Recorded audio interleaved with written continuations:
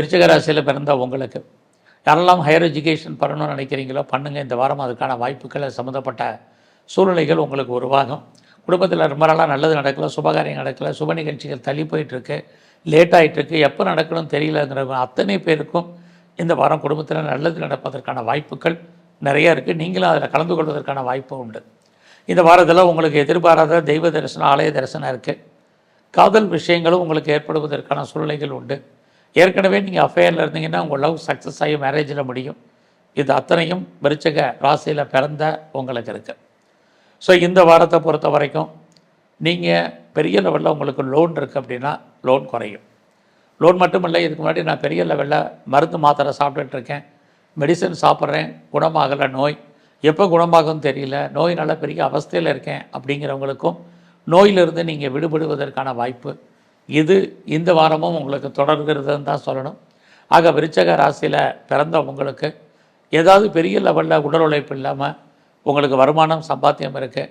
இந்த வாரம் உங்களுடைய ஜாபை பொறுத்த வரைக்கும் சுமார் நீங்கள் பார்க்கும் வேலையை விட்டு வெளியில் வரணும் அல்லது வெளியேற்றப்படுவதற்கான வாய்ப்பு, ஒர்க்கில் லோடு அதிகமாக இருப்பதற்கான சூழ்நிலைகள், இந்த வேலையை பார்ப்போமா விட்டுருமாங்கிற மாதிரியான எண்ணங்கள் இதெல்லாமே இந்த வாரம் உங்களுக்கு உருவாகும்.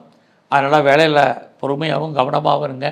நீங்கள் எந்த சர்வீஸில் இருந்தாலும் சரி, அவசரப்பட்டு வேலையை விடுறது அல்லது இருக்கிற கம்பெனிக்கு பேப்பர் போடுறது இது அத்தனையும் அவாய்ட் பண்ணுங்கள். ஸோ பொறுமை, நிதானம் இந்த வாரம் உங்களுடைய கரியரில் இருக்குது. ஸோ இந்த வாரம் இன்னொரு பக்கம் பார்த்திங்கன்னா எதிர்பாராத நட்பு வட்டாரம், உங்களுடைய நண்பர்களால் உங்கள் வாழ்க்கையில் மகிழ்ச்சி, சந்தோஷம், எதிர்பாராத டூர் அல்லது ட்ராவல் இதெல்லாமே உங்களுக்கு ஏதோ ஒரு விதத்தில் நன்மையாகவும் மகிழ்ச்சியாகவும் சந்தோஷகரமாகவும் இருப்பதற்கான வாய்ப்புகள் இருக்குது.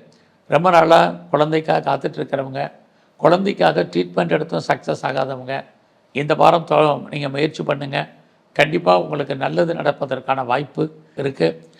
இந்த வாரத்தில் உங்களை பொறுத்த வரைக்கும் எதிர்பாராத பணம் இருந்தால் கூட உங்களுடைய உழைப்பு மற்றவருக்கு லாபம், உங்களுக்கு பிரயோஜனம் இல்லை.